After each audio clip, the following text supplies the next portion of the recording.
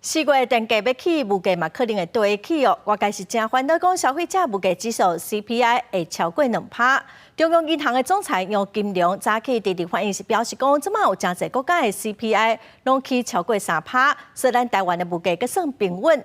另外，中央银行6月敢会阁升利息咧？伊认为哦，阁再升利息的几率是无悬，因为目前哦，咱的利率已经是15冬来上悬的。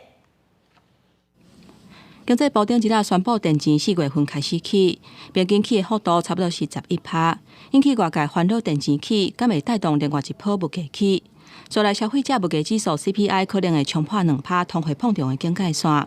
早起中央银行总裁杨金龙伫立法院讲，无一定，物价起一点嘛，影响无大。2%以上算是警戒了吗？不一定啦，也不一定哦。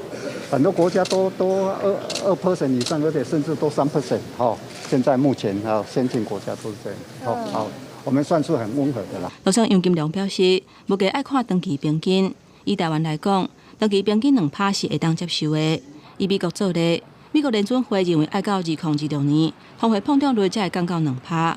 台湾现阶段通膨率就伫2%左右。